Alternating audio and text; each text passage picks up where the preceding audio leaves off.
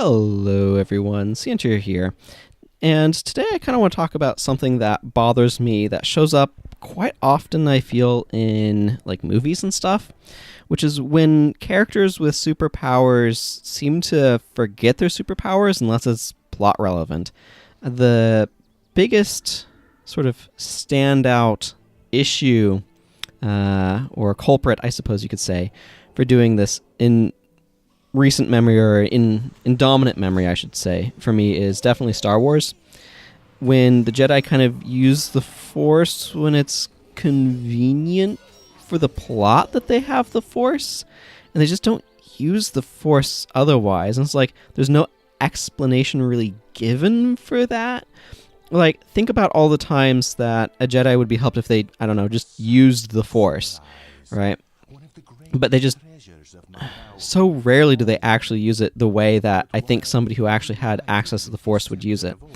And sort of my basis for comparison here is video games that let you use the Force. Because if there's one thing that people playing games are going to do, it's, I don't know, remember their powers that make them more effective at winning.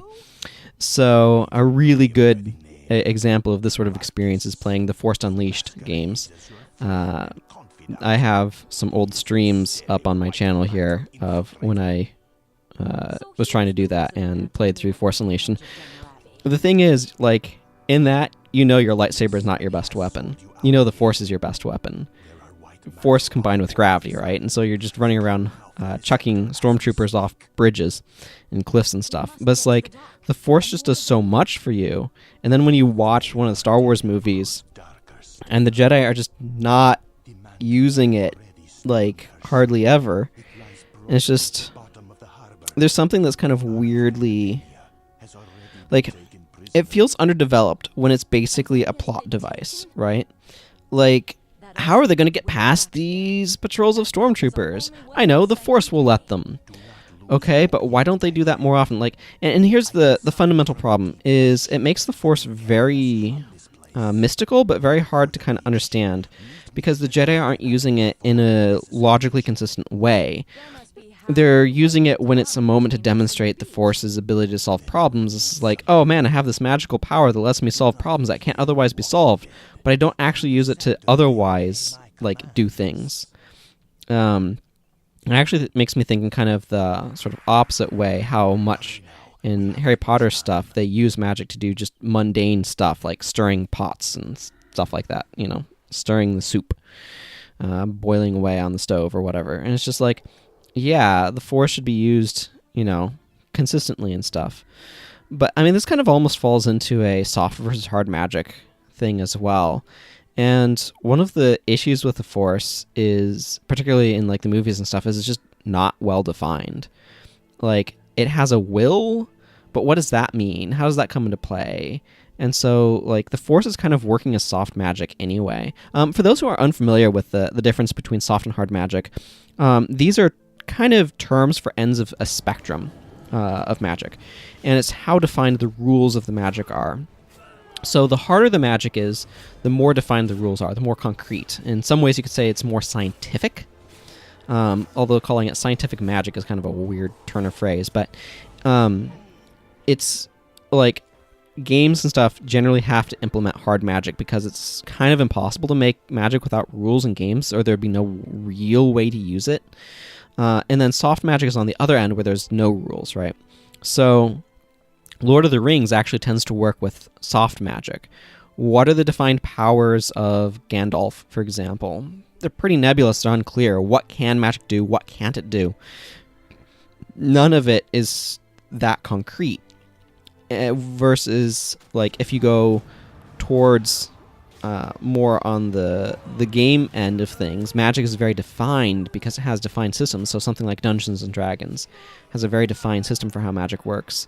Any video games with magic, you know, is very defined. Do these things to perform this action.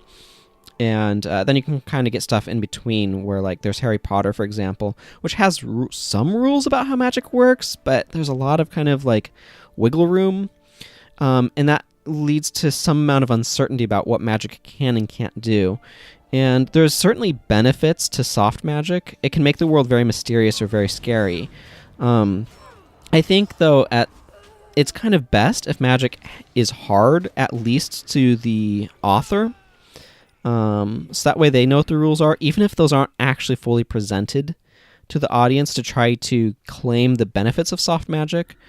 And the reason why I say that is because if the way that magic works isn't well defined, it can kind of, as an author, it becomes very hard to figure out how you're going to apply it and how it's going to work. I think soft magic works best when it's kind of an outside force. It's from an outside thing using it. But it certainly can feel very cheap because you don't know how it works. You don't know what its limits are. So it's very difficult to write soft magic well.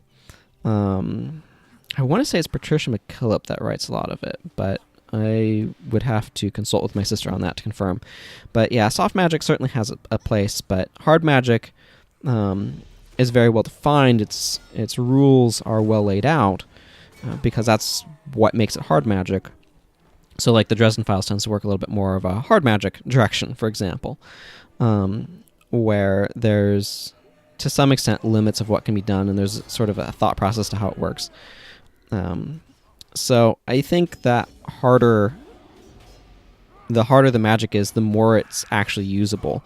But kind of what I'm getting at here is one of the issues that magic systems run into, particularly when they get softer, is you don't know as an author when to apply them. So what ends up happening with like Star Wars, because the Force is a soft magic system in the movies in particular, is it's hard to know what situations can be solved with the Force, which ones can't, and why the Force user is choosing to solve the situation with the Force one time and not another, or why they're just not using it all the time for lots of various things. Like Jedi, it has been presented to us that the Force can be used to make you run faster and jump higher, right?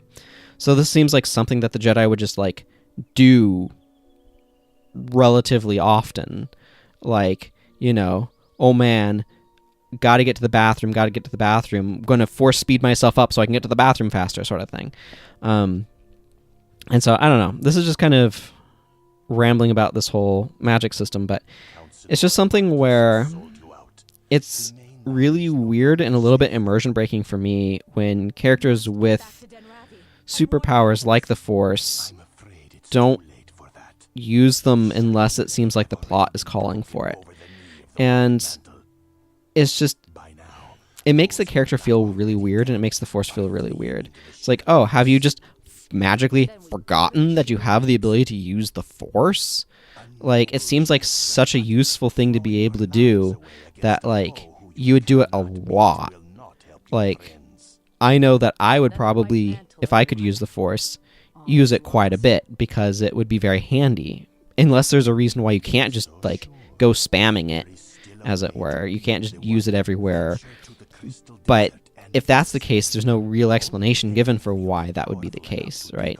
Like, games necessarily have basically a mana bar or a meter of how much Force you have, so that way you can't just, like, use it as a I win button any more than you already can. But, like, yeah, I don't know. It's just, like, it's super useful and super convenient, and it's just not really done. So anyway, that's probably my rant or whatever, but I definitely prefer when stories don't just randomly have inconsistencies like that and have like superpowers that work based on the plot rather than any sort of logical character consistency.